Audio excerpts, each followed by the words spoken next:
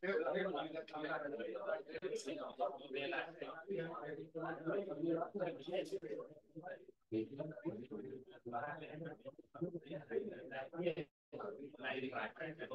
afternoon, everyone.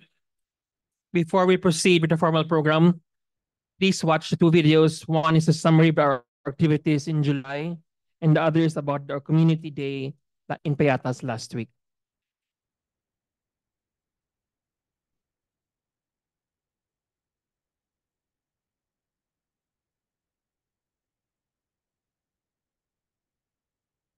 One month has passed and it was quick, but another impactful one for the Rotary Club of Makati.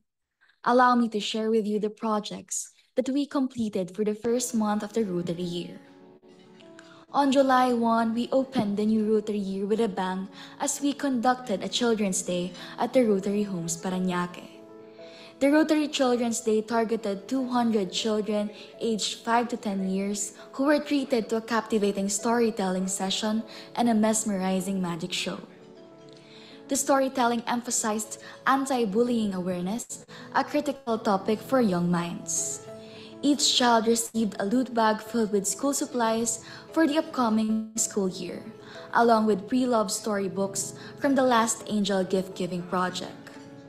Girls aged 11 to 15 participated in a seminar on mental health awareness and teenage pregnancy. Boys aged 17 to 21 and selected parents engaged in a youth vocational talk with Dual Tech Foundation. The event also included a health component with free polio vaccines provided by the Parañaque Municipal Health Office. In addition, a disaster preparedness seminar was conducted at the open court by the Don Gallo firefighter. On July 4, we rolled out the red carpet for our sister and brother clubs for the welcome dinner at the RC Makati Clubhouse with Havana as the theme. The 0059 induction ball was the highlight of this month's fellowship, where we filled the peninsula with over 270 attendees. It was a night of celebration as we gave thanks for the end of a new Rotary year and welcomed with hope the new Rotary year. On the 7th, the team traveled back to the Joseph Haim Foundation in Pililla, Rizal, home to some 25 abandoned elderly adults and special needs individuals, for the turnover of a generator that will make life easier for them. On July 20, the birthday of President Kith, we launched the 4th session of the Superior Heroes program at the Sisters of Mary Girls Town. This program ensures that student leaders will be the first responders to the mental health concerns of their friends.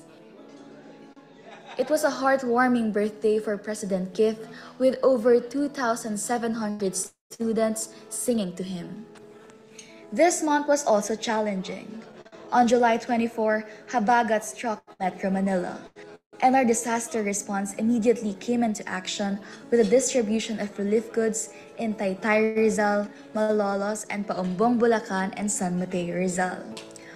Over 250,000 pesos worth of relief goods were given to some 700 families. On July 26, we visited the Stepping Stone Center in Parañaque for the culminating activity of the Art Therapy for Special Kids in partnership with Morsolo Foundation. On the 27th, we visited the Bulanday Project for Street Kids, where they are doing book reading for the street kids. In the afternoon, we're back at Sisters of Mary for the culmination of the Superior Heroes program. This time, it was IPP Bing who experienced the love from the students. And lastly, one that can be another highlight of the month, and one that can be put in the historical timeline of the club, is the holding of the first ever dinner meeting at the RC Makati Clubhouse with Director Winston Uy.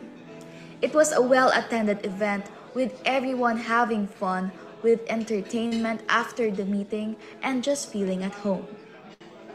July was a month of meaningful impacts and heartfelt connections. We look forward to continuing our journey of service and fellowship in the months ahead. Thank you, and let's continue to do the magic of Rotary.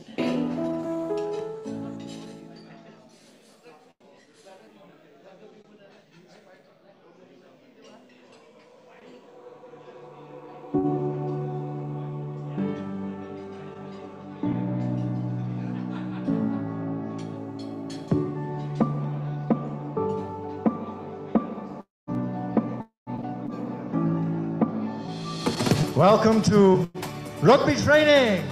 Are you pleased to be at rugby training? Yeah, okay. I can't wait to see you play this morning. I can't wait to see your beautiful community and hopefully to speak to some of you and your mums.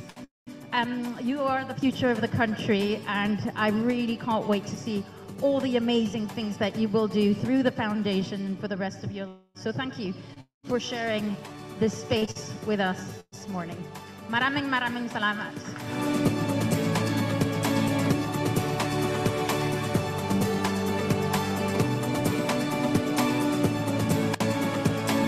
Hi guys, it's Roy from the Fair Play for All Foundation. Thanks so much for your support and checking out the foundation, because here we believe that everyone deserves a fair chance. Where you're born shouldn't decide your whole future.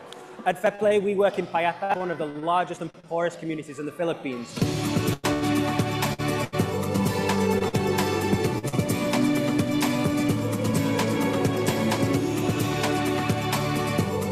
The Rotary Club of Makati is really very proud and pleased to associate ourselves with this group. This group is a Fair Play for All foundation. It is a foundation which not only helps the youth in Payatas, but also uplifts them, helps them with their education, and helps them generally with their life, giving them a mentoring and other standards.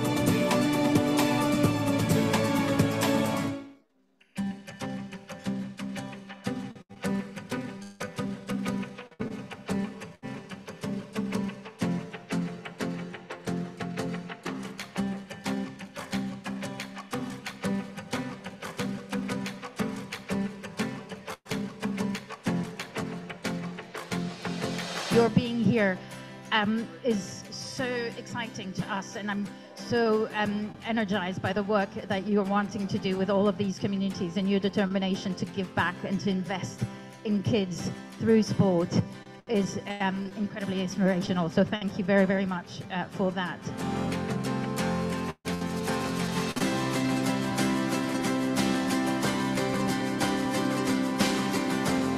Today is successful talaga, and then syempre nag-enjoy yung mga kids, yung mga guests, na-experience nila paano kami rito sa Payatas, paano namin sineselebrate yung everyday, na happy lang, and then positive vibes, and then kwentuhan with the kids. So big thanks to syempre Rotary Club of Makati, kay Sir Neil, kay Marcos, sa family ni Marcos, kay Ma'am Susan, and then kay Luke and Thomas. Syempre thank you.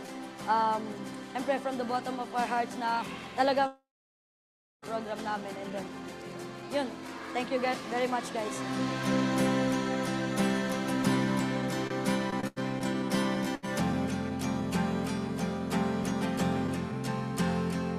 Just want to say a massive thank you to the Rotary Club for putting this on. Their desire, their influence in running this event was special. To Ronaldin and to Roy for hosting us here at Payatas FC, and the Fair Play for All Foundation for all the inspiring things they're doing for the young kids here in Payatas, the success they're achieving on the futsal court and in the community as well is truly inspiring, and it was lovely to connect with them here in the Philippines, here in Payatas.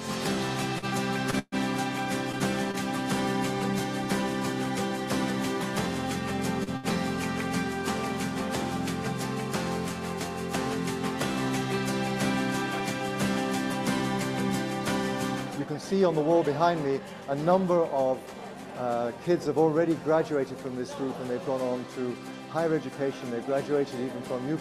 They've got scholarships.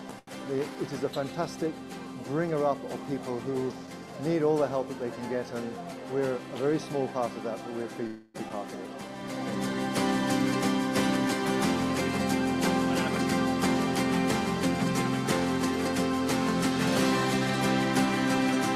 Sports is a great starting point. It's a great tool for us to get the kids to play, to have fun, to have a childhood. Because when you've worked as a child scavenging in a community like this, it can be very difficult. So this is a great way to get to know the kids and to play, have fun, and then we can work on everything else.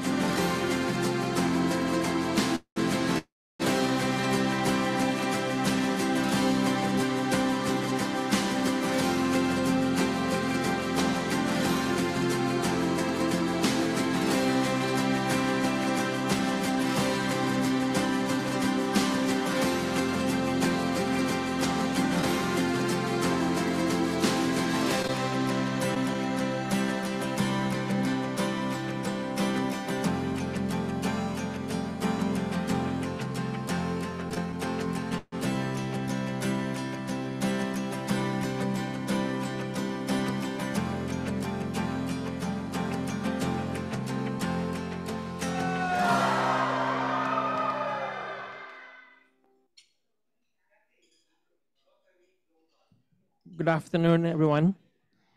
Ladies and gentlemen, I am CB Revilla. I will be your moderator for today. Welcome to today's luncheon meeting in the Rotary Club of Makati. At this point, may I call on President Keith to call the meeting to order. On behalf of the Rotary Club of Makati, I call this meeting to order. Thank you, President Keith. Now may we call on Rotarian Roni Shaisoko to deliver his invocation.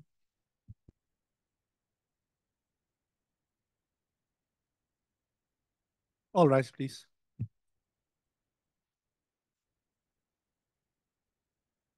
Let us bow our heads and in prayer remember that we are in the holy presence of God. Almighty Father, we gather here today as brothers in the Rotary Club of Makati. We acknowledge your lordship over all things and give you all the glory for allowing all of us to become part of this esteemed organization.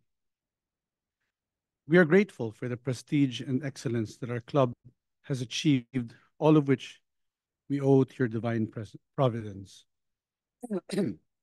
Heavenly Father, we come before you with hearts full of gratitude and reverence. We acknowledge your sovereignty, your wisdom, and your boundless love that guides us all in our endeavors. As members of the Rotary Club of Makati, we gather here united in our commitment to serve, to excel, and to uphold the values that reflect your glory. As we look to the future, we seek your guidance in steering the club towards nation building, towards being a potent partner in the upliftment of our fellow Filipinos, and in creating a powerful image of brotherly love in action, always prioritizing the greater good over personal gain and standing firm in our principles, even in the face of adversity.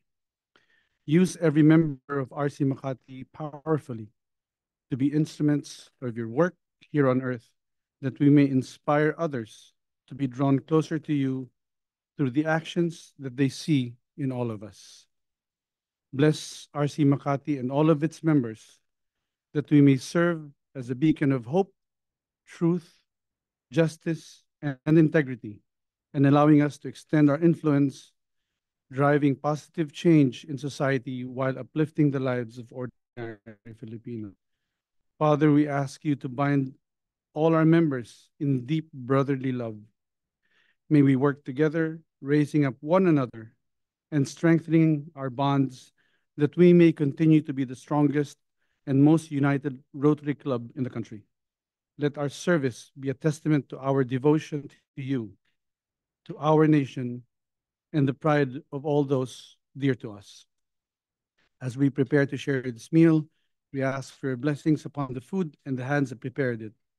May this meeting be a time of fellowship, reflection, and renewal of our commitment to glorify you in all that we do. In your holy name we pray, dear Jesus. Amen. Thank you, Ronnie. Please remain standing for the Philippine National Anthem to be followed by the RC Makati hymn. Mga kababayan, ang pambansang awit ng Pilipinas.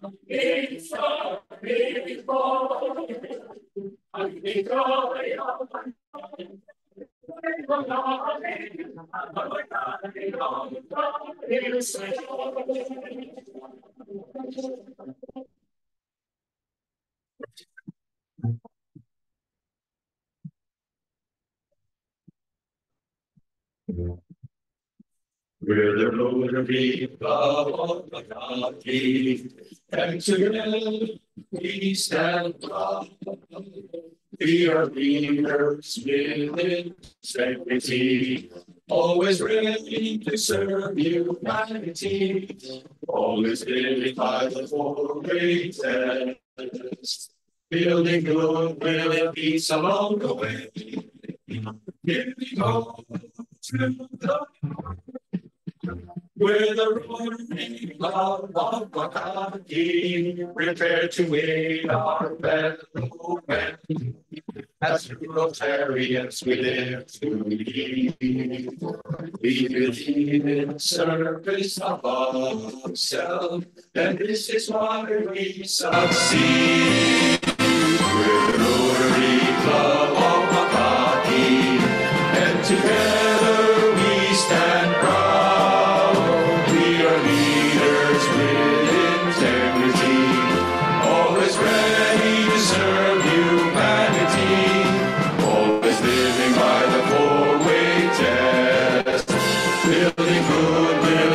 Along the way, giving hope to the world. We're the Rotary Club of Makati, giving hope to the world. The Rotary Club of Makati.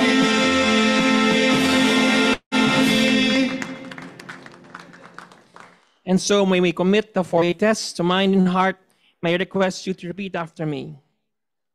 The four-way test of the things we think, say, or do. Is it the truth? Is it fair to all concerned? Will it build goodwill and better friendships? Will it be beneficial to all concerned? The answer is yes. Thank you. Please have a seat.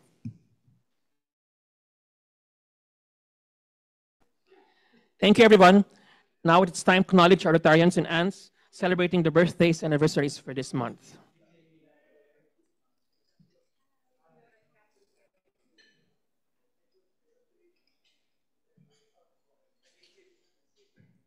So those celebrating their birthdays for this month: PP Bimbo Mills, Peter Coyuto, Sanico, Roni Vilayo, Henry Kede, Taba Samson, and their aunts who are celebrating their birthdays as well today, this month: Julie Kenner, Mitz Parungao, Menchu Pascual, Celine Escaler, Maida Prieto. And those members who are celebrating their anniversaries for this month: Ira and Julie Kenner, Philip and Kathy Sia, Ador and Celine Hizon, Direk Rodrigo and Marie Segura. So at this point, we would like to request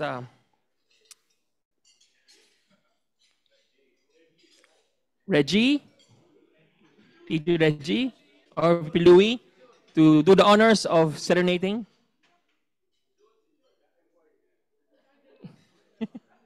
Jack and Poy.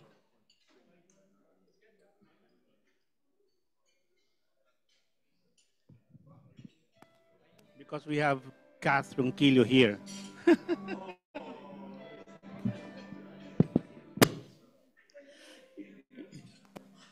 It is your birthday, your wedding day. Let's celebrate this important day.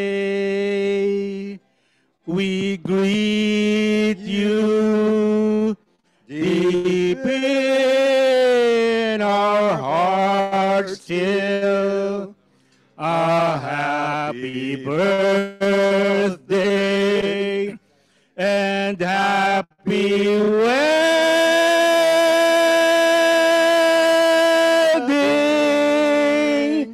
day. Thank you.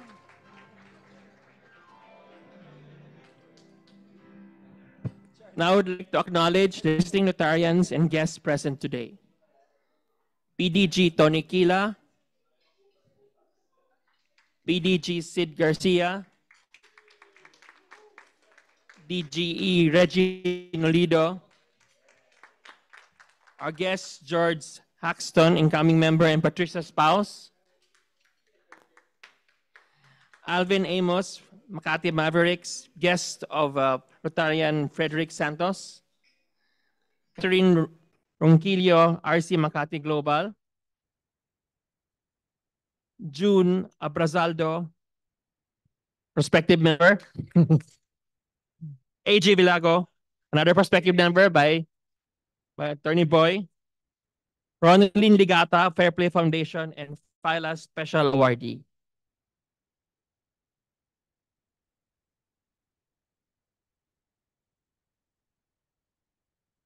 Now, before we proceed to the next segment, may we call on PDG Tony Kila for the presentation of inductees.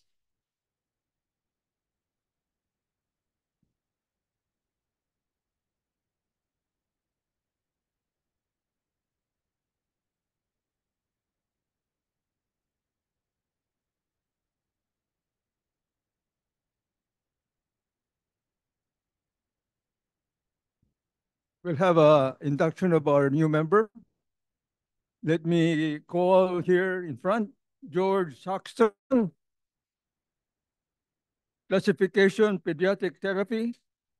Proposer is DGE Reggie Nolido. Can I ask Reggie to be here as well? And then can I invite Anika, the aunt of George? And can I invite Governor Sid Garcia to charge George?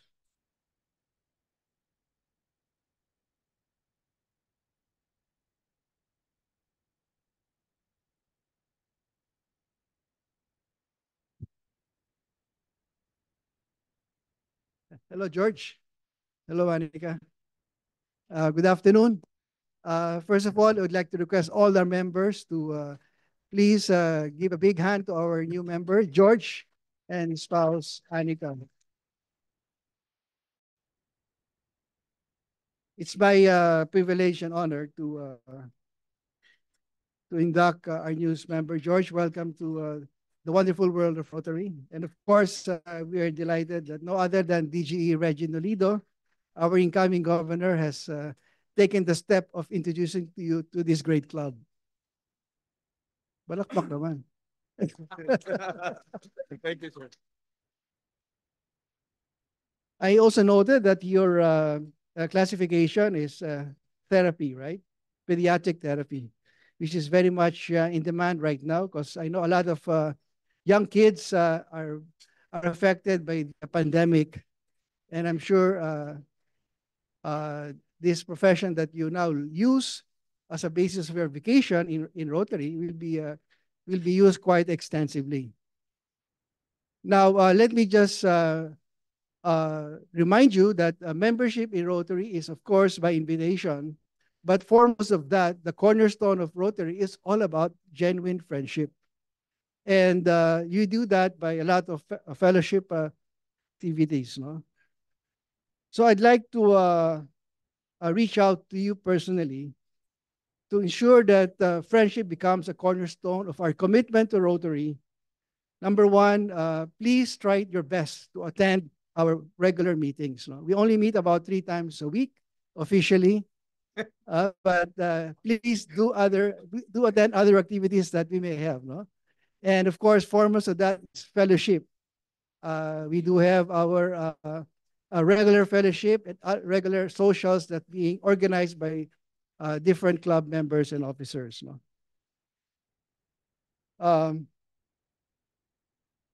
The other thing is vocation. No? Being a member of Rotary, you have been given the classification no? of pediatric, right? And this classification of pediatric therapy must be put to full use because we assume that your vocation should become a meaningful tool in helping humanity. And as I mentioned a while ago, we have a lot of young kids who do need assistance. In our club alone, we have a lot of projects on mental health. You may want to consider joining that committee and ensure that you can become a productive contributor to enhancing our service projects. You think you can do that? Yeah. Great, great. And of course, let's not just decide on one committee. Please choose another one. We have I think about 50 committees, so you have plenty to choose from. You could check out our directory on what committee you think you can join. No? Okay. The next one, of course, is promoting the internationality of Rotary. Rotary is a worldwide organization. We have about 800 clubs, and in the Philippines alone, imagine that, just the Philippines, 800 clubs, and we have 10 districts. So you would see the importance of reaching out because the mission of Rotary is to promote goodwill and understanding. No? And we do have a lot of activities with other brother clubs and sister clubs. So I'd like to encourage you to consider attending those activities wherein we have joint projects with these clubs. And of course, these projects will require not only the use of your talent, but also the use of your resources. So again, please consider to support financially these projects as they would come into fruition. No? And finally, Rotary is about also ensuring that we reach out to others. That's why the Philippines alone, as far as Rotary is concerned, is considered one of the biggest contributors to the Rotary Foundation. Every year, we donate about $5 million to the Rotary Foundation, wherein we have allocated about $130 million just for various humanitarian and global grants. No?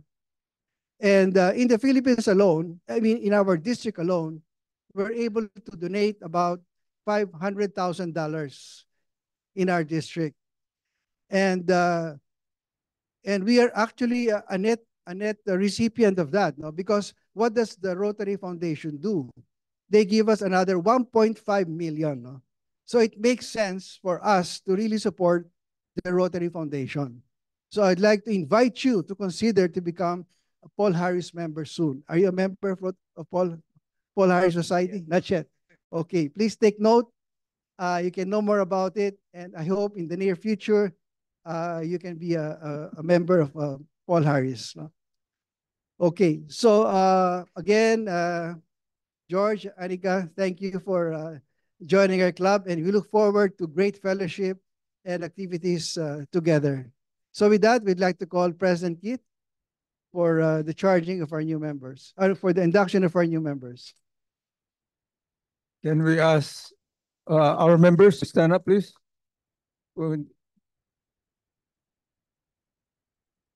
Yes, please rise. Okay.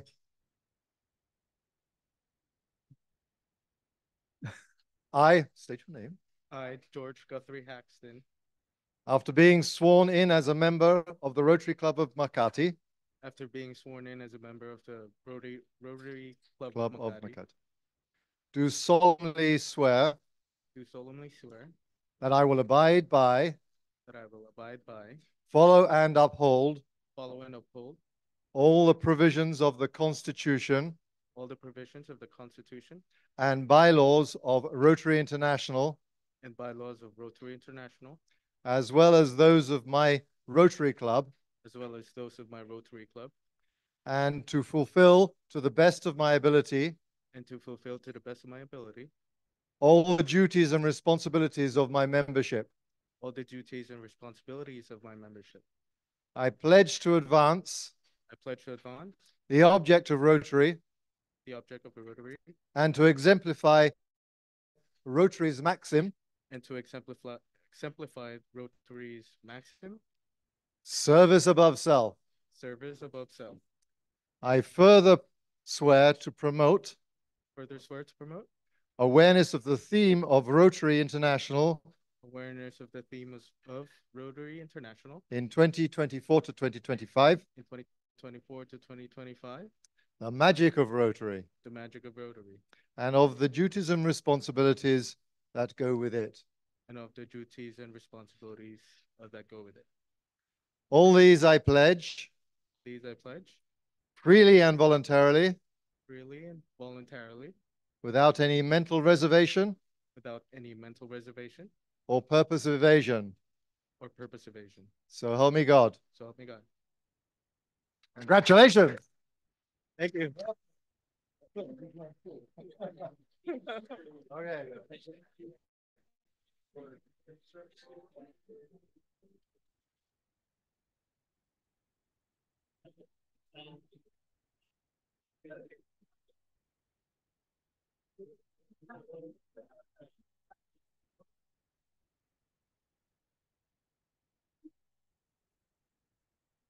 Okay. Why are you wearing the bib today?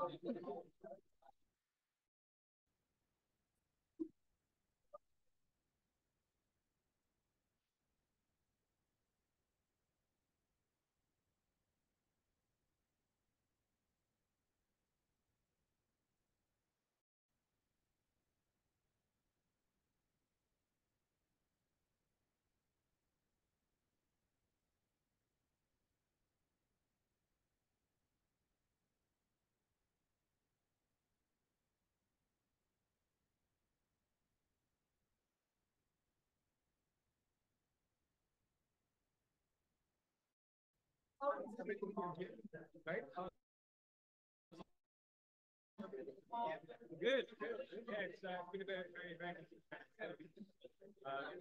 we actually had another committee a few days ago. We don't normally have one day.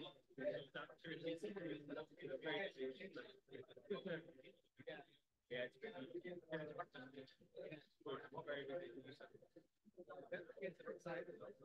have to go back to school. Yeah, yeah, well, yeah, it's going so then, just complaining, inundated with silence.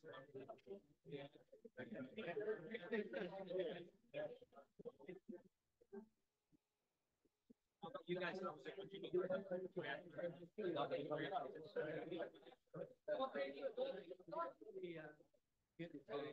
early morning flight. Yeah.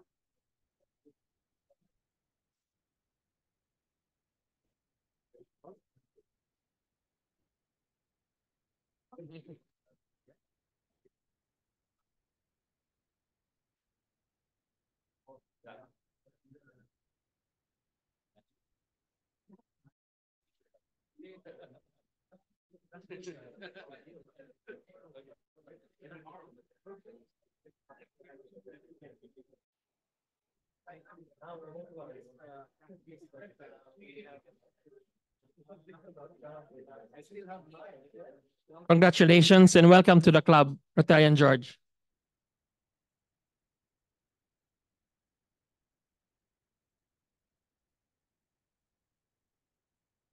Moving on, it's time for our members to report or update any club functions or committee announcements. Any committee announcements? Any committee chair? Good afternoon, everyone. Settle down. Good afternoon, everyone. Just a couple of announcements. First, I'd like to inform you that the Rotary International President-elect, our President of Rotary International Worldwide, will be here in the Philippines from August 17 to August 21. We will have an opportunity to listen to him and to meet him on August 20 during a listen to him talk about his plans on membership and membership growth. So I'm inviting especially the directors of our membership committees and their committee members to please attend the membership seminar. It will be on August 20 from 9 to 12 in the morning at the Bellevue Hotel. So I hope that we can get a good delegation from RC Makati to listen to the talk. If you are interested, please tell Angie or Ria, and then they will get you registered. So this is the first thing. The second thing I'd like to report is that on August 19, the day before, the Rotary International President-elect will visit our clubhouse. So he will be at our clubhouse from 8:30 in the morning until 9:30 in the morning, 10 o'clock more or less. Why is he going to be there? Because we're going to have the 45th anniversary commemoration of the first polio patak ever done by Rotary International all over the world. It was, of course, as you know, the first polio vaccination was done in our clubhouse. So this is going to be a very significant event, and he is going to be there, and we will have a short celebration and a short commemoration of this event. So I'm inviting our members, if you are free on August 19, that's a Monday, from 8 o'clock to around 9:30, 10 o'clock. If you can be at our clubhouse, you will get the chance to meet our Rotary International President-elect, and we will have the End Polio commemoration. So thank you very much and see you there. Any other committee announcements?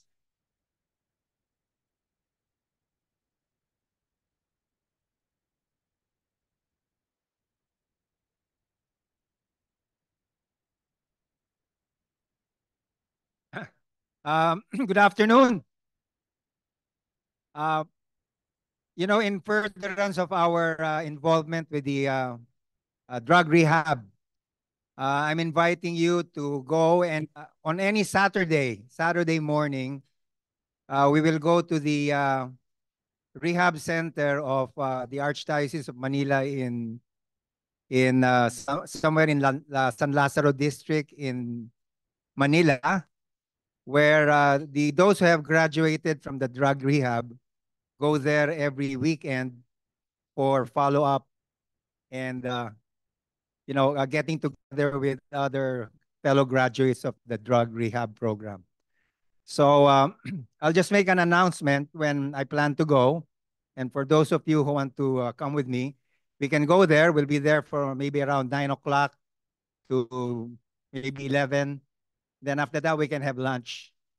So a good way to spend your Saturday morning. Thank you. Oh, one more thing. Patrick and I were just talking, and we said that there's no our sports activities in this club is not really not very much. So we are encouraging anybody who rides a bicycle. If you're interested, we're planning to have a bike ride around Ayala Alabang some in the next couple of weeks. Then we can make a round robin between that venue and Ayala Avenue on Sunday morning, because as you know, Ayala Avenue, the length of Ayala Avenue is close to traffic from 6 a.m. I think up to 9 or 10 a.m. on a Sunday. So we can go there. You bring your bike. We can cycle around Ayala Avenue. It's a 3-kilometer circuit. We can do that for an hour, and after that we can have breakfast together. And that's a good way for you to spend your Sunday morning. Thank you.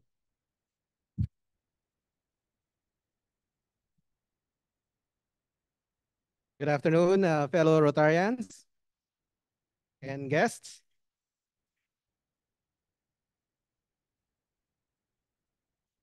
Ayaw makisama ng mataas na microphone. Anyway, next week, our guest speaker will be Secretary Fred Pascual. And the title of the talk will be Secretary Fred Pascual, the Rotarian's Journey in Government. And we have invited two big clubs to have a joint meeting with us. So hopefully we can have another big representation during the meeting. We have more than 40 members this afternoon. Thank you so much for heeding the call. And now to show you the standing of di ko mabasa, Kos. This is the current standing.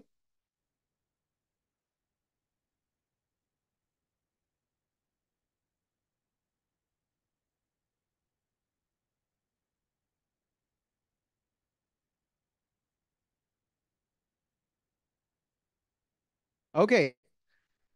Leading currently on page 8 is Casterly Rock with 25 points.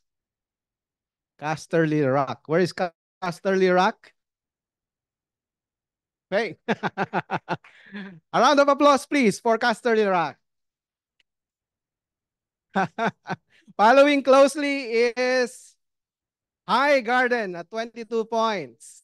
A round of applause, please. And then followed by Winterfell, 15, and Dragonstone, 12.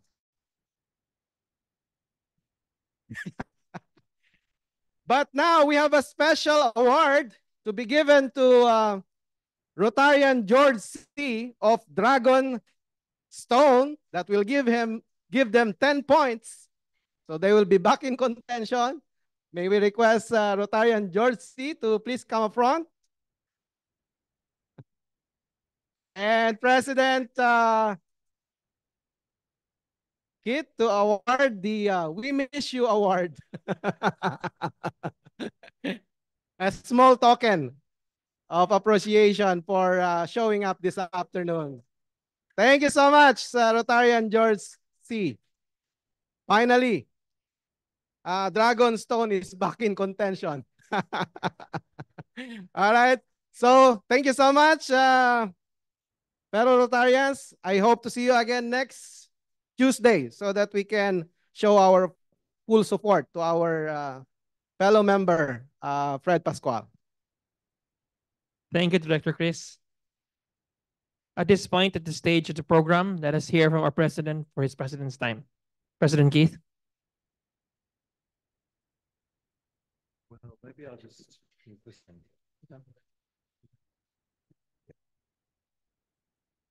Good afternoon, ladies and gentlemen. As you saw earlier in the video, at the start of the meeting, our club recently hosted a Teach Your Learn About Rugby in Payatas to welcome Premier rugby star Marcus Smith. He was born in the Philippines, and now Marcus represents England on the international stage. This event was held in partnership with the Fair Play for All Foundation, co-founded by today's guest, Roy Moore. And a little round of applause. He'll be introduced properly in a moment, but please, Roy Moore, pleased to see you. Roy's incredible work has been instrumental in the journey of Ronalyn Lagata, also here today, our Pilar awardee, and has used sports as a vehicle to help people rise out of poverty. We're honored today to have both Roy and Ronalyn and the Fair Play team with us today. Welcome. On another note, I wish to share a bit about our trip last Saturday, where Rachel and I traveled to Isabela province for 3 significant events. Firstly, the opening of the RC Kawayan Clubhouse, then the RC Kawayan induction, and then after that, the feedback vegetable exchange. Not quite in that order, but that's fine. The first stop was the inauguration and blessing of the new clubhouse. It's truly impressive, this clubhouse. I hope you get a picture of it in a moment. I think you're probably seeing something to do with something else there at the moment. But anyway, the clubhouse was built within 7 months.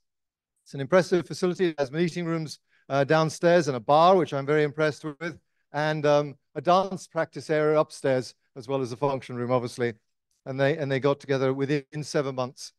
And I also took, whilst at their opening function, to re-sign our matched club agreement, so keeping our sisterhood with that club.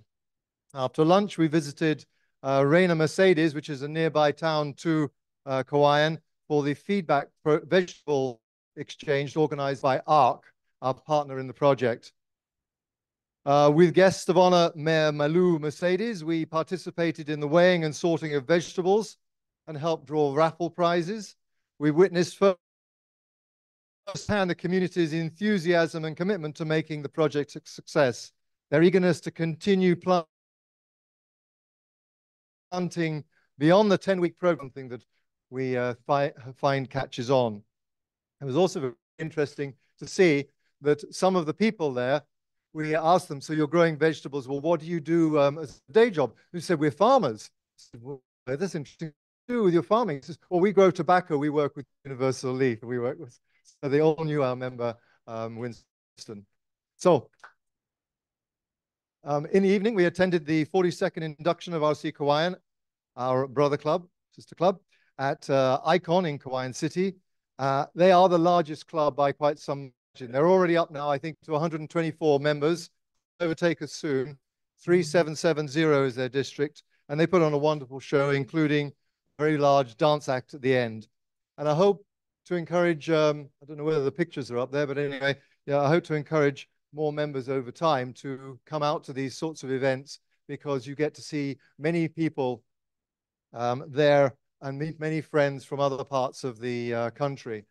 Indeed, I was sitting there quite peacefully watching what was going on, and 2 different groups came up to me and said, "Good evening, Mr. Bond." So I saw the members from Tugigarao were there, and another club from Bulacan that I now can't remember the name of, and I apologize to them. So looking ahead, this coming weekend, Director Derek Tan and myself, plus in his case his son, and in my case my wife, will be going to the installation of Kuala Lumpur Diraja, which will be held in Genting Highlands in KL. And then after that, the next international trip will be on the 30th of August to the 1st of August, where we're going to go to Malang in Indonesia. And then the other one that you should be aware of, and I hope is now in many people's diaries, is on the 5th to the 6th of November, where we will go to visit RC Taoyuan in Taipei, sorry, not in Taipei, in Taiwan. So we have, say, quite a large group of about 20 of us. Lastly, as previously mentioned, or mentioned a few moments ago by DG Reggie, I want to highlight the importance of the upcoming event at our clubhouse commemorating the 45th anniversary of Rotary's fight against polio. It'll be at 8 o'clock. Please come at 8 o'clock, although it starts at 8:30 on Monday the 19th in our clubhouse in Guadalupe Viejo, the historical place where James Bomar put the first couple of drops in a child in a program to eradicate polio in this country, which took, I think it was just over 20 years before we were given the green light that we've eradicated wild virus polio. And but it continues to be important to publicize this, to keep the cases of polio, even from secondary ways, if you have bad water, out of the system. As mentioned also, it will be graced by RIP Mario Cesar Martin de Camargo and other distinguished Rotarians from here. Just mentioning, following up from PP Junjun's comment about bicycling, I'm sure that is a very good idea, but my bicycle is in the province at the moment, but that's not to say I might not try one weekend. We also have fun runs coming up. There's a district fun run coming up in September. I'll make sure that goes around. I hope also the Rotary Homes will have a fun run earlier in the year. And the most sporty of all sports is coming up. For the month of September, please sign up for a district bowling competition where Director Rodrigo has been charged with designing the shirts, which we will all wear. Because he's very particular about shirts, as we know. Thank you very much, and I look forward to an engaging meeting ahead. Thank you. Thank you, President Keith. At this point, we would like to call on Director Chris Pereza to introduce our guest speaker.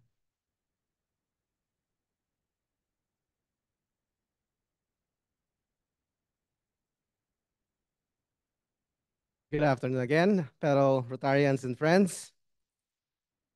It is my pleasure to introduce to you our guest speaker, Mr. Roy Moore, co-founder and executive director at Fair Play for All Foundation. Mr. Moore is a dedicated advocate for social justice and a lifelong learner committed to making a positive impact on the world around him. With a passion for fairness, he co-founded Fair Play for All Foundation in the Philippines, where he has served as executive director since 2011. In this role, Roy has provided visionary leadership, overseeing the organization's operations, managing program teams, and driving fundraising efforts to support various programs aimed at improving the lives of marginalized communities. His work reflects a deep commitment to creating opportunities for those in need and fostering environments where fairness and equity are paramount. He earned a bachelor's degree in philosophy, economics, and politics from the University of York, where he developed a strong foundation in critical thinking and socioeconomic analysis. He furthered this education with a master's degree in political science from the University of the Philippines. This actually, when I was reading this his CV this morning, I realized This is probably the reason why he can talk a lot about the Philippines, the Philippine politics, as well as the history of Payatas and so on.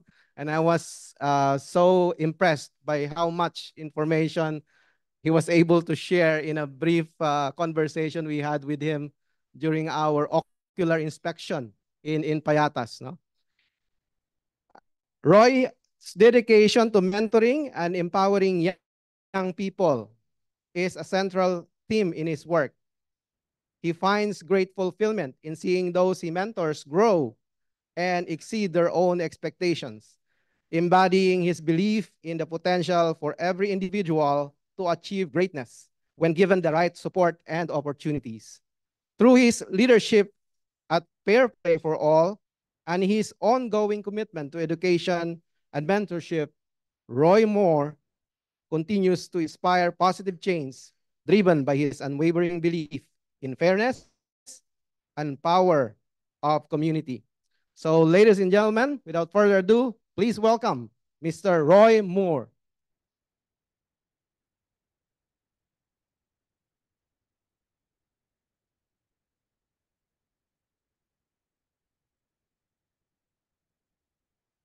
Thank you so much for that very, very kind introduction. I'll try to earn that as we go through a talk today. I've been told it's about 15, 20 minutes, so I'll try to keep it under an hour for us today. Thank you. Could we get the slides up, please? Beautiful. Thank you so much. Lovely. Thank you. I'm Roy Moore from the Fair Play for All Foundation. The keen observers among you will have noticed that I'm not particularly Filipino looking. And so originally I'm from England, a very unknown town in the middle of nowhere at the northwest of England. I came across to the Philippines first when I was 18 years old, really enjoyed the experience, working, volunteering with a variety of charities, and was able to experience every level of life and society here in the Philippines. After my bachelor's degree, I came and moved here and studied at UP for far too long. I think you're allowed 5 years, supposedly, for the master's degree. I managed to max out the residency for that one. We'll get into the history of Payatas in a moment. But a lot of people first ask, well, why did you move to the area? And why did you move to the community? It's very unusual. And for me, the question was always more, why not? It was something that you see that simply isn't fair. We come to an area like that. Like Payatas, where we want to make change and we want to make things happen. And I was there at a time in my life where I could make that happen, where I could get involved in that and learn along the way. I'd like to first start this talk with something that happened in a different country around the same time Payatas was founded, but a completely different place. So a team of researchers walked into a school and they went to the teachers and they were armed with a battery of tests. And they said to the teachers, with these tests, we're going to be able to identify the kids in your class who have the most potential. These are the children who will grow during this year. And they called them bloomers. They are kids who will bloom throughout this academic school year. A year later, after all the tests, after everything that was done, the researchers had identified the kids who would grow. And sure enough, by the end of that school year, those kids had learned twice as much as the rest of the class. Then the researchers just told the teachers the truth. These kids weren't, in fact, high potential kids with the potential to grow. These kids were actually just average. They were chosen at random. The kid was the same. The curriculum was the same. The only thing that had changed was the expectations of the teacher. When we come to an area like Payatas, we look at the expectations that people have of a community like this. We hear the refrain so often, ay, itapon mo lang sa Payatas. This is just an area to dump stuff. And it was a dump site since it began really in the 1970s. This is what we expect of a community like this. In the 1970s, no one really lived in Payatas. It was mostly uninhabited. The name comes from Payat sa taas, meaning skinny hill, meaning it wasn't good for planting rice. It wasn't good for much at the time. And then tens of thousands of families were relocated to a settlement area. So throughout that time, by 1973, the dumping started and it grew to become the largest open dump site in the country. This is what we mostly know and this is what we mostly expect from Payatas. It wasn't just one dump site, so it wasn't just one huge dump site when it began. There were 4 main areas of dumping that went along, and many junk shops exist in the area. Scavengers pick garbage and sell it to the junk shops. Maybe they'll earn 100, 200 pesos a day. And this is what we expect from a community like this. When people were first moved to the area, there was no water, no electricity, no homes. But there was the promise of owning the land titles in the future. 2 years later, that promise was reneged on. So to this day, you cannot own the land titles in the area. And this is what we mean by squatters. And these are squatters. Technically, I'm a squatter in the area because the area we live in, Payatas, you cannot own the land titles. You own the rights to the home, but you cannot own the land titles. And this keeps the community in a state of insecurity.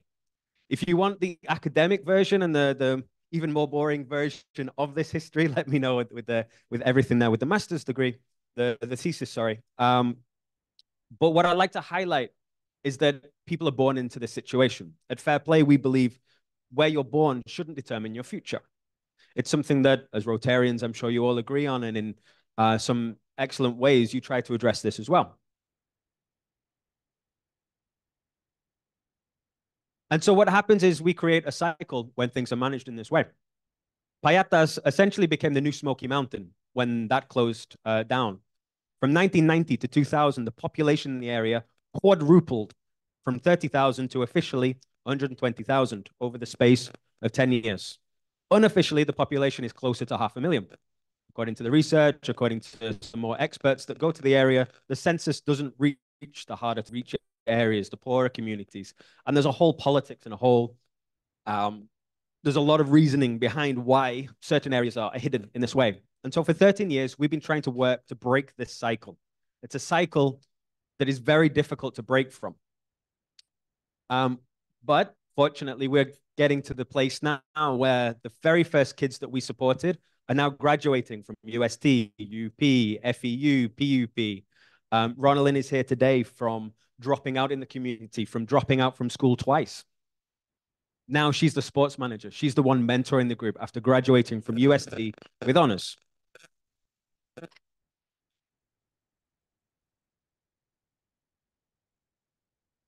She's one of many kids that we've helped along the way. We currently have 13 kids in varsity scholarships throughout different senior high schools and colleges, 70 Fair Play scholars as a whole by the end of this school year. And around 250 kids are registered players in our sports. I'd like to show a very quick video, if we could please load that up, to show a little bit more about that and from that background. So thank you very much to our tech staff.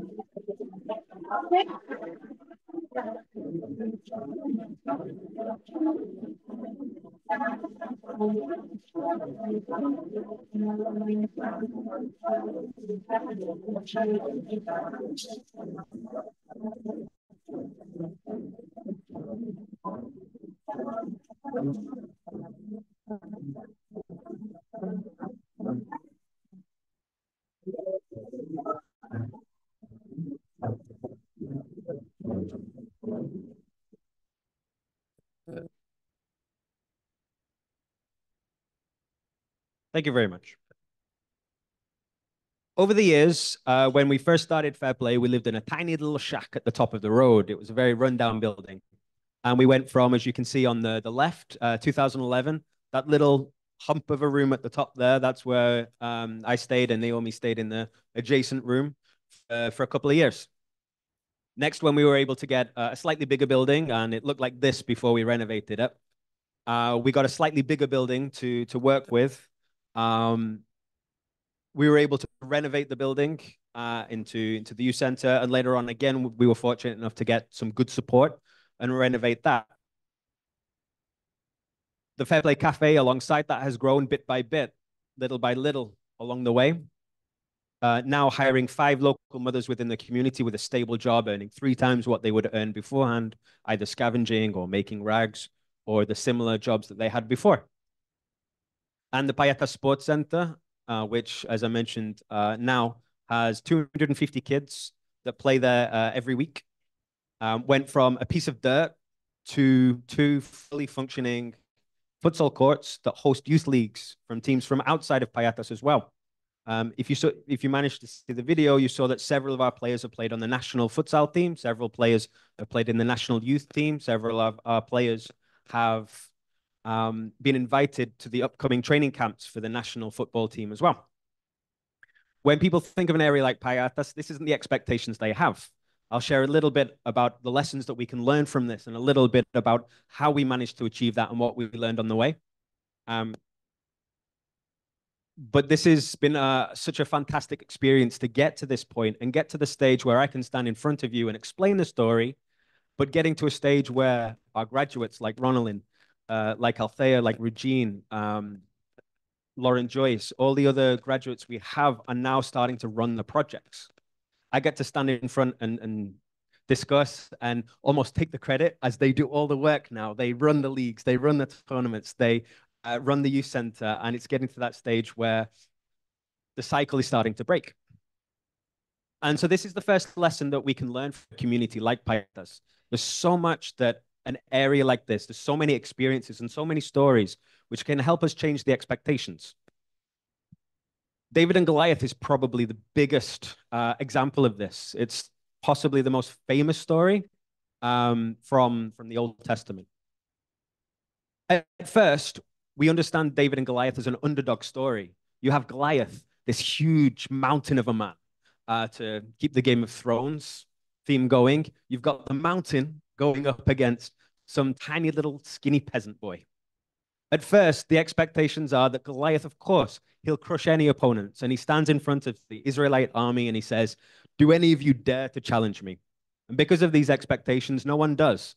Every day he gets up and he challenges the Israelites to a one-on-one combat. And no one challenges him. Until eventually a tiny little peasant boy rises up and says, "Hey, you know what? I'll have a go." He tries on the armor. He tries on the best equipment possible. Nothing fits. And he says, "No, I'll take my slingshot and I'll go." It sounds like the biggest underdog story in history. In reality, as soon as David stood on that battlefield, every military expert on that field realized who was about to win. They all knew David was about to win. Why? Because he changed the expectations. Hand-to-hand combat usually involves swords and spears. It's close combat. David changed this. He made it ranged. He made it so that Goliath's strengths became his weaknesses. He made it so that he could keep the distance, use his agility, use his speed, use his size, and turn the strengths of Goliath and why everyone feared him against Goliath himself. This is true in the modern era as well. There's a researcher who analyzed all wars, all conflicts over the past 200 years. These are one-sided battles. These are areas where one country had 10 times the population as the country they were fighting against. He found that generally speaking, of course, the larger country won overall in over 70% of those wars in those fights. But when he looked at the cases where the smaller country fought with unconventional tactics, something like guerrilla warfare, he found the underdog won over 60% of those fights. Think of the US versus Vietnam, where the juggernaut that is the military complex of the USA, obviously by far the biggest military in the world, couldn't defeat Vietnam. Why? Their agility enabled them to slow down the USA and turn their strengths against them. The expectations are often that David was the underdog, whether it's in conflicts like this, but of course in business as well. The expectations are like that. But when we understand the conflict, when we start to understand the expertise that's involved, we actually understand that they're not the underdog. They're the favorites for this when they change the expectations. The world's largest hotel chain in the world owns no hotels. The world's largest taxi service owns no taxis. The world's largest TV companies don't screen on TV networks. They've changed the rules of the game. And by doing that, they've captured that. And that's how businesses are. You adapt or you die. You innovate or you die. Areas like Payatas help teach us this over and over again. Now, there's some nuance. It's often said that the early bird gets the worm, but as is often the case, the second mouse gets the cheese. There's something in business called a second mover advantage. We think of something like TiVo, who innovated the product of stopping and freezing live TV, rewinding so you could go back. You look at something like Xerox. We often say, oh, I'm going to Xerox that over there. These companies no longer exist. They defined the technology. They created the technology, but they didn't succeed as a business. Others came involved and took over that. They improved it and they made it better. That was a second mover advantage for them. In Payatas, we've been able to change those expectations. People ask us, why do you do football? It's such an unusual sport in the country. If we started a basketball team, only the boys would have shown up. If we started a volleyball team, only the girls and the LGBT community would have shown up. Because we started football, the question was, well, why are you kicking the ball? In 2010, the Philippine national team did relatively well. They reached the semi-final of what's essentially the ASEAN Cup.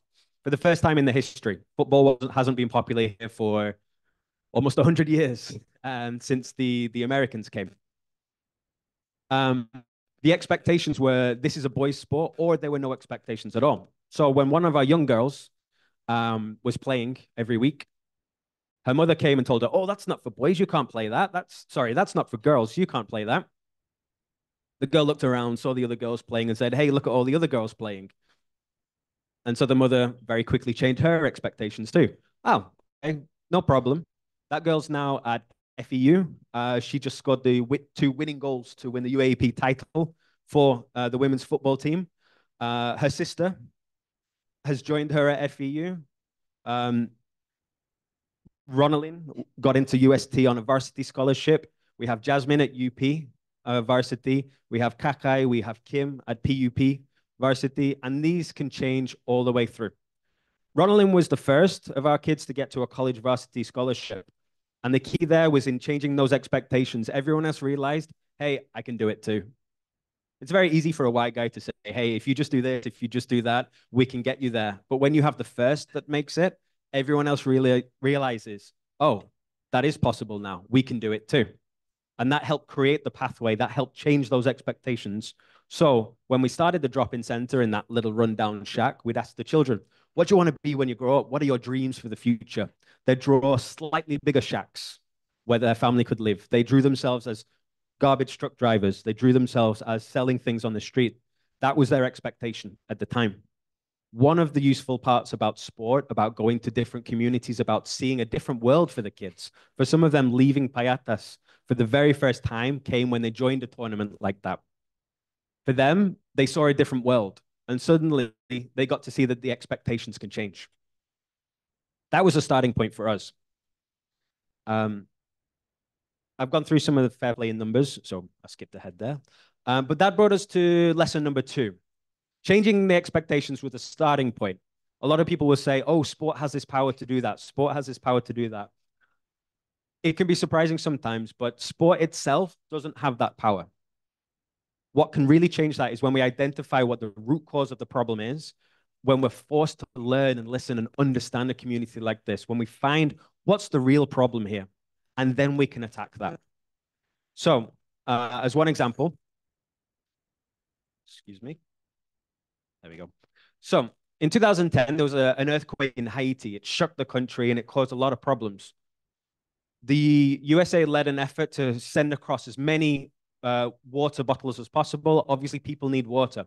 After a natural disaster, people need the basics, something like a feeding program, something like water. So the basic services are necessary in those situations. What happened, though, after they drank the water was, of course, you've got empty plastic bottles littering the whole country.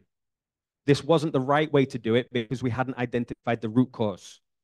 1% of the shipping costs to send all of that water across would have built all of the water infrastructure in the entire country, solving the problems for decades. If we don't identify the right problem, if we don't identify the root cause, we end up wasting so much. Sometimes we like to say charity isn't about giving, or it's not about charity, it's about justice. And in these situations, it's about understanding the data, understanding what's the real problem here that we can solve that directly, and obviously 10x our outcomes. If any of you have heard of Freakonomics, it's a really interesting economics series of books and they created a podcast where they explore some of the really interesting topics. What do teachers and sumo wrestlers have in common? Turns out both of them cheat. Who adds more value to a situation? Is it a real estate agent or a pimp? There's some really interesting questions that Chicago economists try to answer in these ways. And it's a really interesting way. It helps us change expectations about something like economics and the math that's used in all of that. They did one episode called When Helping Hurts. They looked at a US-based charity that was giving mentoring programs. They were doing mentoring for at-risk kids in an urban poor community. What would happen was people from a wealthier subdivision would go there and they would mentor kids once a week about anything that the kid wanted to deal with. They were fortunate enough that there was a group of researchers who could track everything through. So they looked at what the outcomes of this program were. They looked at how many of the kids in that group and a control group ended up in jail, how many finished education, how many went to college, how many ended up in a variety of different ways. What they found was that the kids who went through the mentoring program, they did worse on every single metric. More of their kids ended up in jail. More of their kids dropped out. More of their kids ended up with teen pregnancy or similar issues. More of their kids ended up as addicts. And so, of course, the question immediately becomes why? How does this happen? We think that this is a great thing to do. We're trying to help here with all the best intentions in the world, but the outcomes are even worse. This is something that we've learned through experience and through mistakes and through everything along the way. And what the episode concludes with is that charity and similar charities learning about how all-encompassing this cycle of poverty is. It's not just one thing. And if you have someone who doesn't understand the community, for example, myself, when I first moved there in 2011, in hindsight, it was a blessing that I was forced to start in the way that we did. If we had more funding, we would have done exactly the same problems. Instead, we were forced to listen to the community, understand the real problems, and identify the real root causes of this. Those kids didn't need a mentor who didn't understand the community, who things worked for them.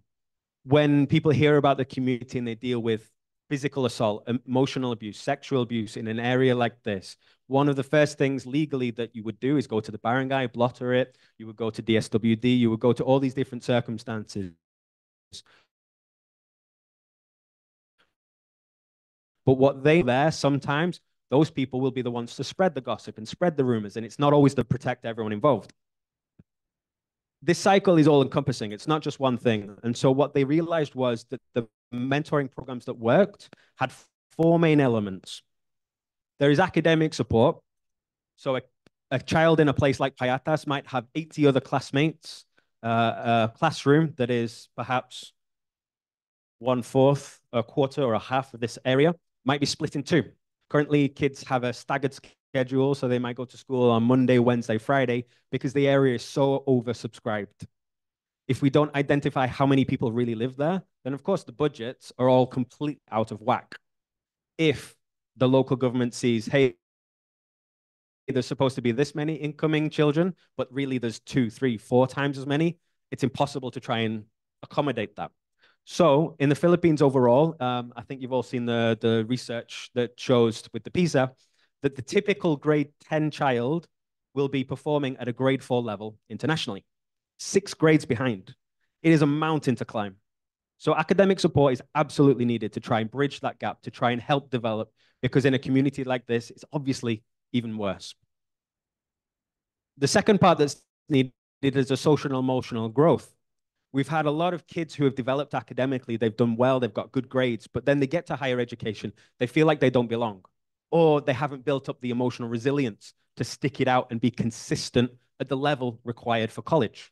This social and emotional growth is crucial to what happens, and that's part of the program through the sports, but through meditation, through mindfulness, and through sharing gratitudes. There's some ways we can incorporate that into what we do. Thirdly, mental health and mindfulness are crucial to this as well.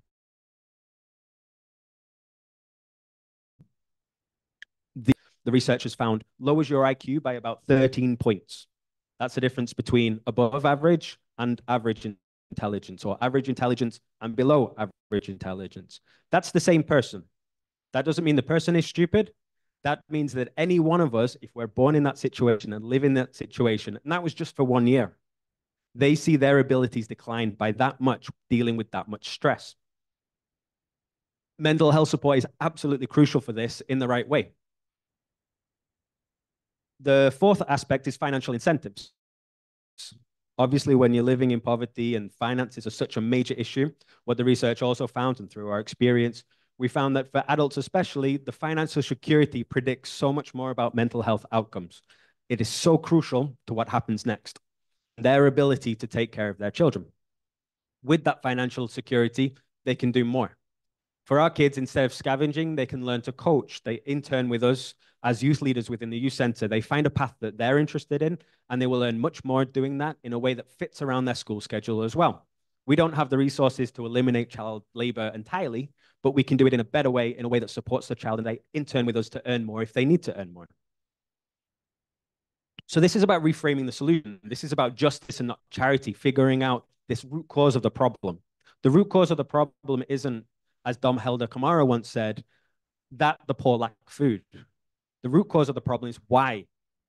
Why can the family not provide for them? Why can the family not do this? And this is where some of the Rotarian principles are really interesting and really great. We have the ability as leaders of integrity to understand and call out some of the practices that happen with that. If jobs aren't stable and secure, well, of course, the rest of the family won't be stable and secure. And we can identify what the real solution is and reframe what happens there. In Payatas, for example, it's all about the garbage industry. Scavengers will stop about 15 to 20% of garbage reaching the dump site, and recycling on the dump site itself, they'll recycle even more. What happens from that is that there's almost an incentive to keep the area poor. Every poor community has its own story, but what I can say from different experiences and different research is that someone makes money from this. Or in this case, someone saves a lot of money from this. So they're incentivized to keep that status quo. The last point there is that that's the first step with a lot of this, is that the financial security of the family has this predictor for everything else. That's what the parents especially ask us for. This is a very quick graph about the children per woman by GDP per capita. It's a very, very clear line. It's a very, very clear trend of what happens. A lot of people think, well, of course you're poor. You have 12 children. You have 9 children. You have 6 children. That's far too many mouths to feed. Of course you cannot feed them all. In reality, it's the opposite way around. People aren't poor because they have so many children. They have so many children because they're poor. If you add up all the costs for uniforms, for school supplies, for everything else that's needed, the average person, the average household living at the poverty line would have to spend half their entire household income to send their 3 children to school. It's impossible. You cannot spend half your entire income on what's supposed to be free education. So what happens is 1 or 2 children will be the hope of the family. They're the kids who do well quickly at school, and they're the hope. And so the rest of the children become the breadwinners. They help earn in whatever way they can to support this hope for the family. This is a rational decision based on the circumstances. They had no other opportunity available to them. It is difficult sometimes not to judge, not to be very frustrated with some of the things that happen and some of the things that the parents sometimes will do themselves. But when we understand the situation, when we live and experience this situation, we know that born into the same circumstances, we would have chosen the same thing. It is rational in that situation. So our duty is to change those options, change the opportunities, make sure that they can make a better decision because that decision is available to them.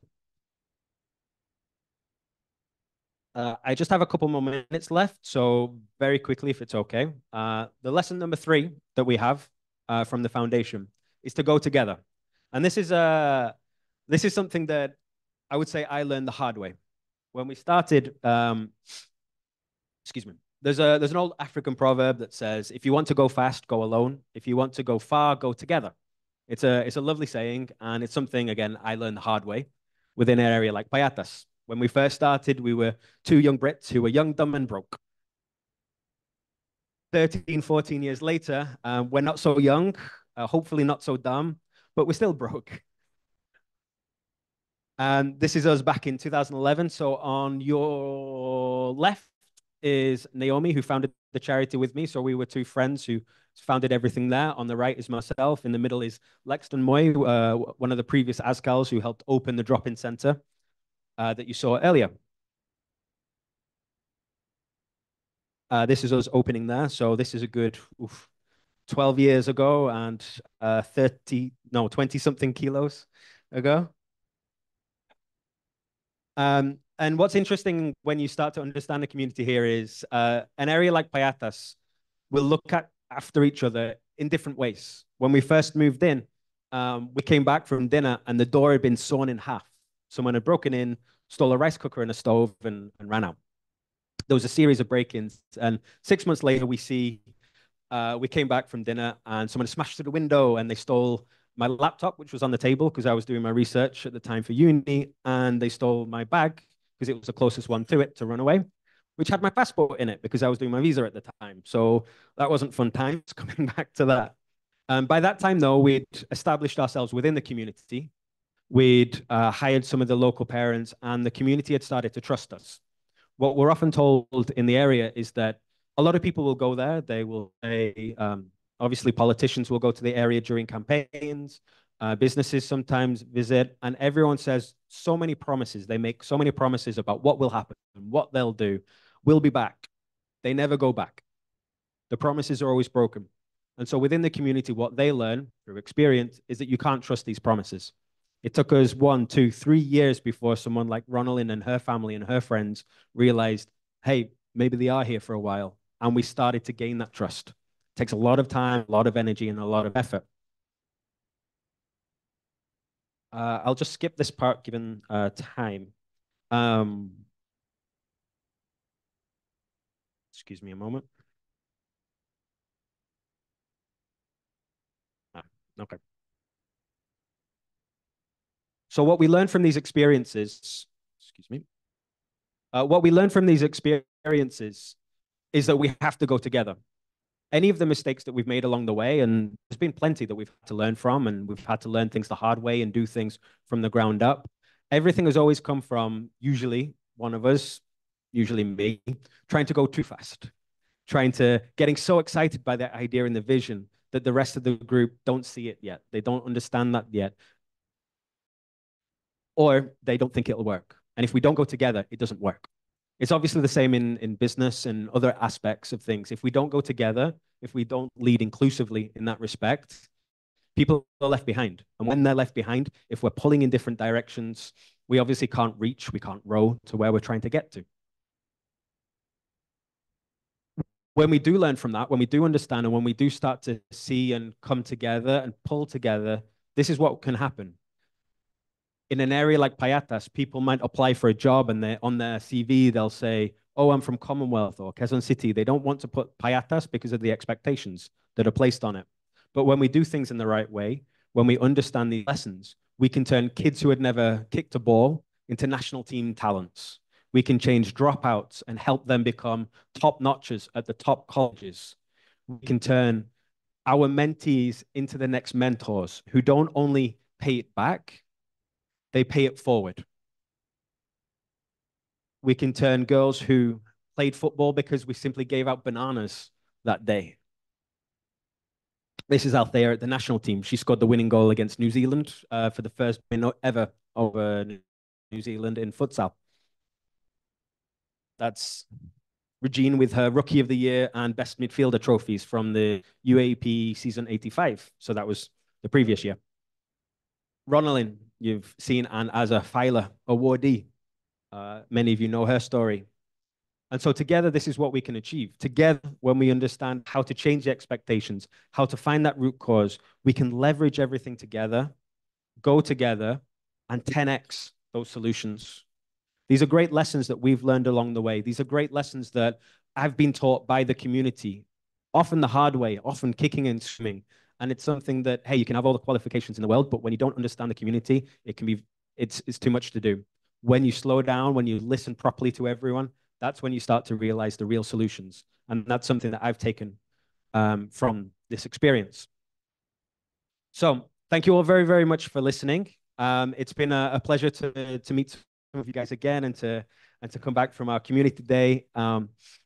There are three lessons that we've learned along the way of running Fair Play, of living and working in an area like Payatas. And hopefully you enjoyed some of the stories and some of the lessons, some of the experiences there. Thank you all very, very much for listening. And we look forward to Q&A. Thank you, Roy. We're now open the floor for any questions.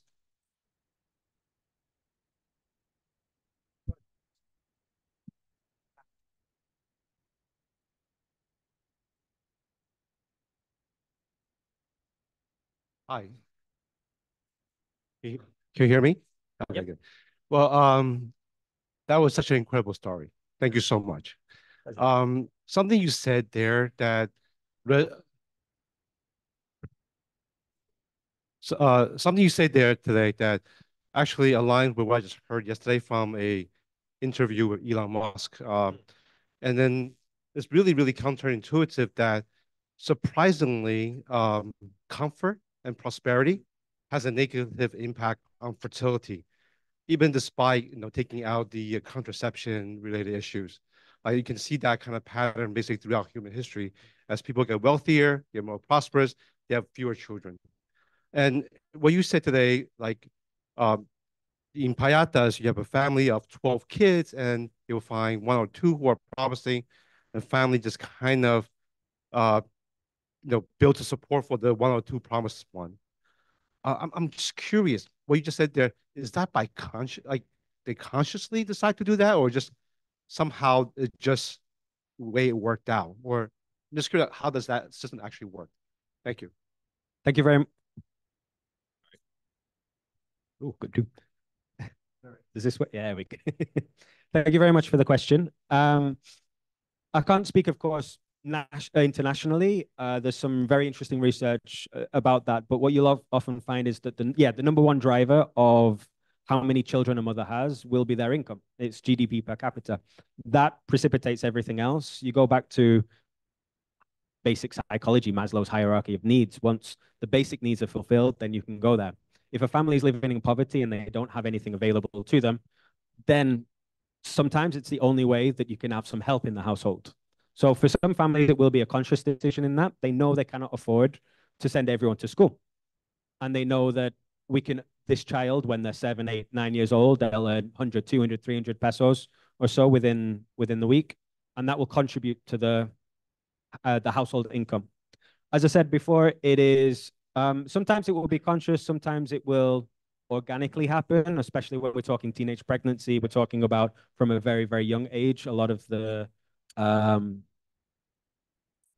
families will start very, very young, and then they realize through experience, hey, we can't support this kid for the next 10 years. We need more people now. So there is some element of conscious decision-making and planning, and there is some element of accidents and understanding through experience. So there will be different stories with different families, but if take the average, yeah, it's the income will drive everything first. Thank you.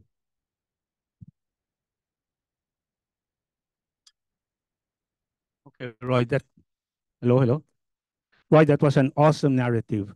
In your case, you really walked the talk because you really immersed yourself in that community and you resided there. I was struck by a portion in your slide wherein there is the community has been incentivized to remain poor. But one thing to make it sustainable is if there is also support from the local government unit there. So what I wanted to ask is there, was the local government unit there, at least in the proximate area, supportive of your project? Overall, there's been some support in the sense of I meet sometimes with some of the City Hall officials, the Quezon City Hall officials. They're interested currently in promoting futsal and some sport. So that's an interesting avenue. What I mean by there are incentives to keep the area poor. I'll try and keep this very short. It's a 200-page, very boring thesis. Is that this was back in the 70s when the area was established, relocated tens of thousands of families. And again, there was no homes, no electricity. There's no city planning here at all. So the only thing people can do is scavenge. So the scavengers in the community essentially do the city government's job for them. They save the city government hundreds of millions of pesos every year. Now, if you invest in the community and you build up the schools, you build up the different areas, you build up all the education, well, in one generation, you lose all your workers. And so now you're spending hundreds of millions pesos more every year. Every truck that drove in, someone gets tipped for it. Every contract that is done there throughout history was someone takes their cut. And so again, Nelson Mandela once said, poverty is man-made, it's not natural. Essentially, this, in more political or in more diplomatic ways, this is what he meant, that someone benefits from this scenario. In a different community, it will be something else. It might be cheap labor in certain ways. It might be they do free labor, or they work in a different way, or they produce cheap goods. But essentially, someone benefits from that. So that's what I mean by there. Within Payatas, it's very specifically around the garbage industry. And so, for example, it's not a coincidence that for 50 years, land titles were completely denied. And now, since the dump site has closed, now they're talking about giving some land titles in the area because, well, they're not doing the job for them anymore, and the dump site has been forced to move out. So it's a very difficult and, I guess, dangerous thing to talk about at times, but that's the reality.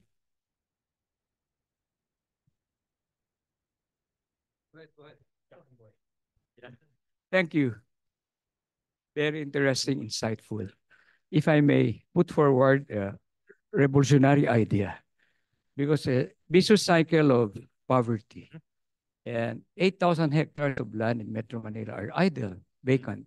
The biggest landowners, the government. Why don't we just relocate them for a master plan community? And from trash to trees, let's do an arboretum, you'll have green jobs. In the US, many sanitary landfills were converted into golf courses. And why don't we change this into a trees arboretum for Metro Manila, and we lock the lungs of the city, open spaces being sold? And why don't we consider that instead of vicious cycle of poverty? And plastic in the Philippines takes 600 years to decompose. In Singapore, 24 hours, because they have a waste to energy. What's your take on that? Thank you. Thank you very much. I'll start with the waste to energy side of things, and we'll mention that several proposals have been made to turn Payatas and other areas before them into waste to energy areas. The technology and the expertise until recently has mostly been international. And so because it wasn't owned by Philippine companies or wouldn't be run by Filipinos there, the people involved there wouldn't be getting their cut. So they are not incentivized to do it that way.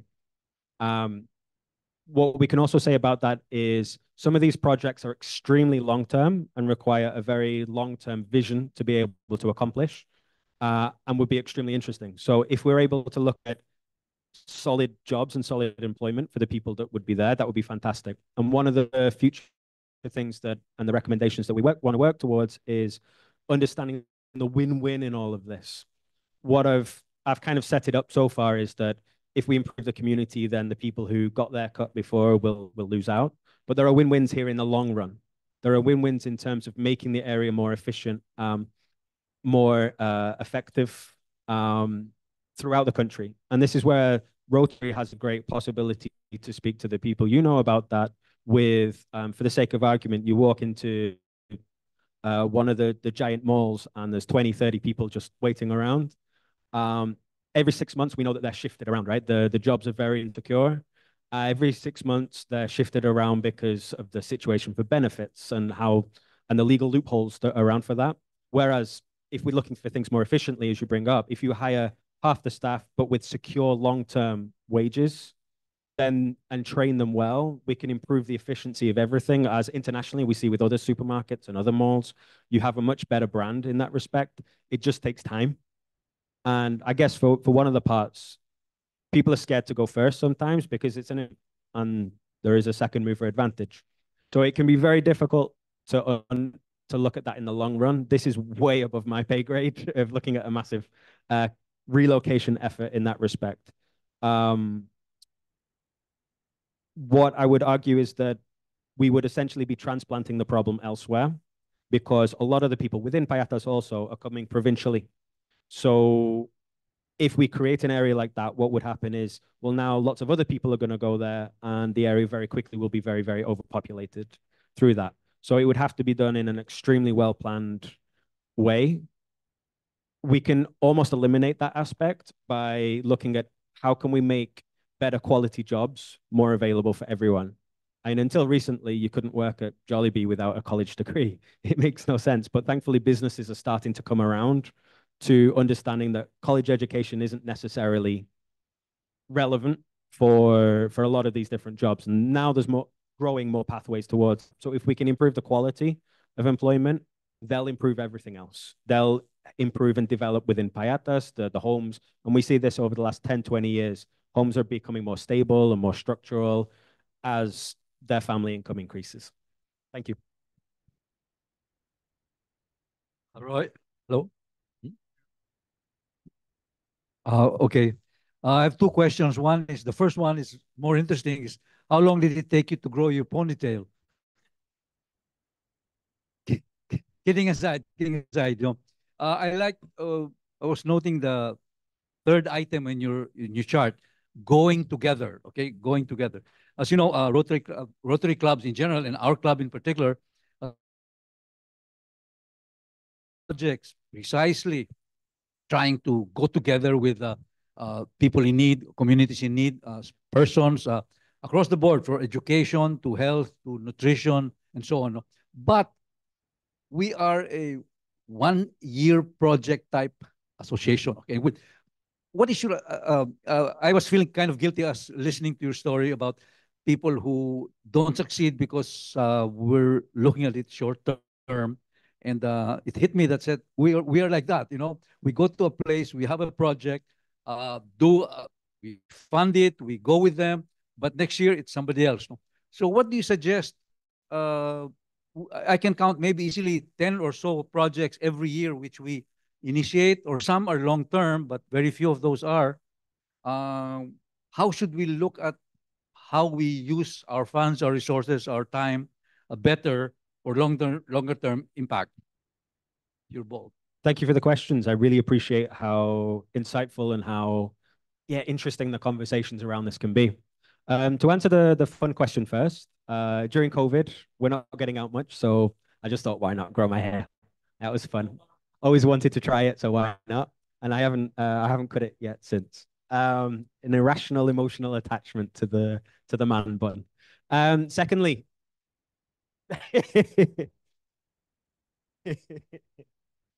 secondly, on the nature of projects, one thing that was great that President Key spoke on earlier was polio vaccines. There are some projects which absolutely are fantastic in one-time, big-time type operations. Vaccinations solve the problem. Building the water infrastructure will solve the problem for decades. There are projects which can have impacts for the next 10, 20, 30 years. And with the second point of the talk, the second lesson, when we identify what the real root cause of the problem is, if we can hit that in a way that's sustainable, even the yearly projects can make a huge difference in that way. That child no longer has to worry about polio for the rest of their life in a community where either they would have died or where they would have had to live with a disease like that. So there are some things which fit very, very well with that kind of setup. And if you guys have the resources to tackle that and to look into certain areas where, whether it's vaccinations, whether it's establishing the infrastructure of water sanitation, of it could be some of the basic necessities, food, but in a way that that will be felt 10, 20, 30 years down the line. That's also something you can be really proud of when you look back in terms of 10, 20 years. Hey, look how many kids don't have polio because of us. Look how many kids don't have these diseases because of us.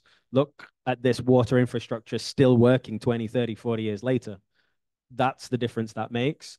At the same time, of course, from a personal perspective, when we're looking at community work and mentoring, it takes so long and so much time and so much effort to get right and to develop. So it requires such a big commitment to do so. Not everyone can do that. I was lucky to have no real commitments, and I could jump into something like that. It's not suitable for everyone and wouldn't recommend it for everyone. So those things take a lot of time to change. So the first thing is looking at the nature of the project. If we're able to identify what the real root cause of this problem is there a one-time solution to most of this? So the example of the earthquake in Haiti and some of the relief goods and some of those things are possibilities. Is it, instead of relief efforts, what can we do in terms of flood prevention in a community?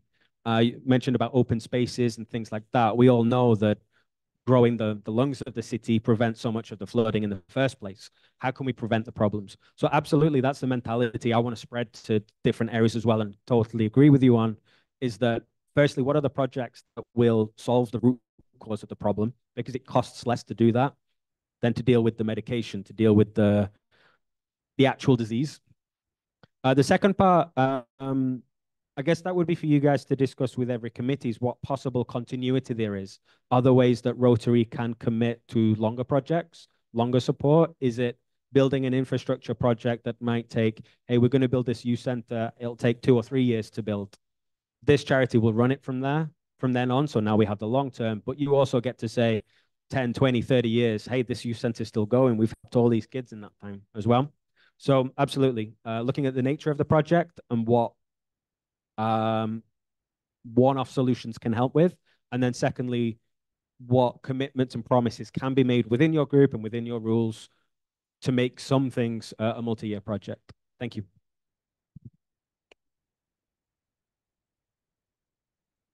Roy, when I went there last Saturday, I was really impressed by your introduction, because I'm very surprised that you could speak very well in Filipino. I did not realize at that time that you were actually living there.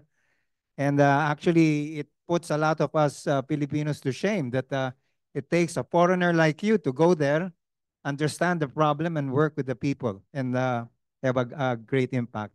My question to you is really very simple, and if you can answer part of it in Filipino, that would be great. What is your dream, and how do you see yourself, let's say, 5 years from now, 10 years from now? What is your dream for Payatas? In as short as, as concise an answer as you can. And if you can express it partly in Filipino, please do. Thank you so much. So with your first point, obviously my purpose here isn't to stand behind you ringing a bell, shouting shame as you walk through everything there, to carry on the Game of Thrones references. We've had some fantastic supporters along the way, Filipino, American, even Scottish. There's one of our board members is Scottish. He's at Makati West Rotary Club. Lovely man. We've had many different supporters along the way from a variety of different nationalities. Some people can give their time, their money, their expertise as a very, very quick way of showing that. For example, with our marketing thing, being able to talk to different people and their expertise and consult with them and bounce off ideas about how to develop stuff is super useful for us, whether that's legal advice, whether that's architectural advice, the different kind of consultations and expertise people have. But the second question, what's our dream? Ang pangarap namin ay may sariling education namin sa Fair Play, so hindi kailangan nila pupuntang mga schools doon. Na 80, 90, 100 ng mga bata sa isang classroom, hindi kaya ng mga teachers doon, no? So, ang pangarap namin ay may sariling education. Yun ang parang kompleto na pag ganun, kompleto na yung sistema namin, sports and the support and the coaching and the mentoring, yung social business sa cafe, mag-provide ng mga kailangan nila, yung food in a more sustainable way, and then also the education. So when we get that sustainable 100%, when we generate 100% of the costs of this through our sales, through our programs, then we can replicate it elsewhere. Then we can start looking at, great, now we can replicate it in this community, in this community. So within Payatas, that would be sites for that. And then we can look outside. Thank you. Thank you. Now, we'll call on President Keith for his response. Well, yes, this one's still going. So thank you very much for your talk today. Thank you very much for showing me that there is a possibility that I might learn a bit more Tagalog than I already know. Thank you. You're going to please my wife, who was very impressed when she met you.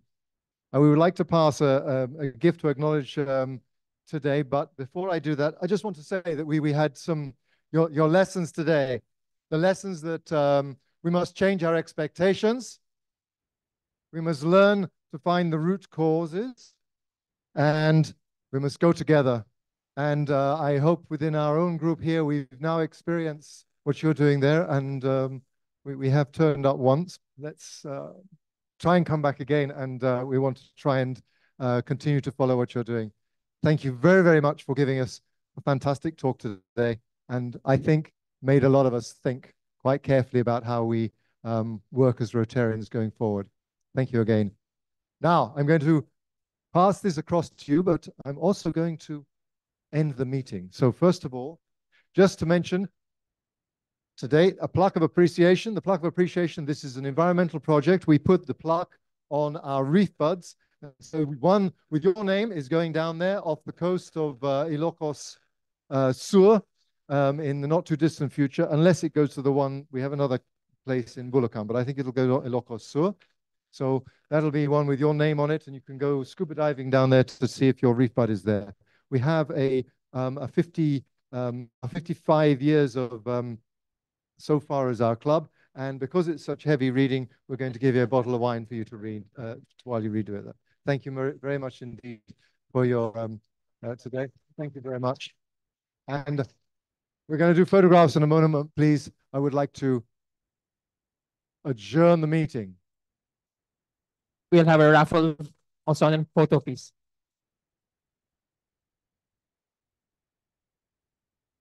Ernie. No, picture.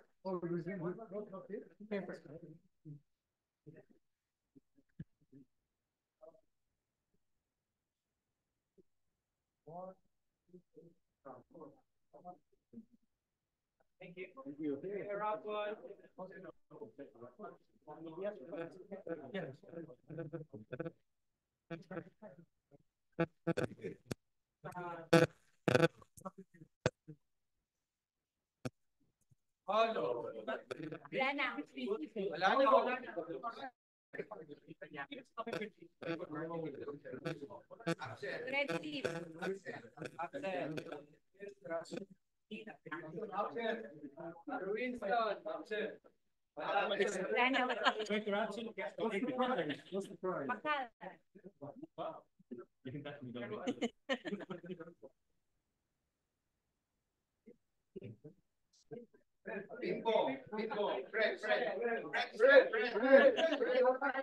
You want a bottle of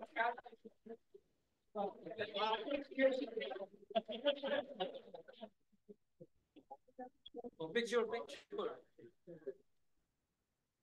Group photo. Thank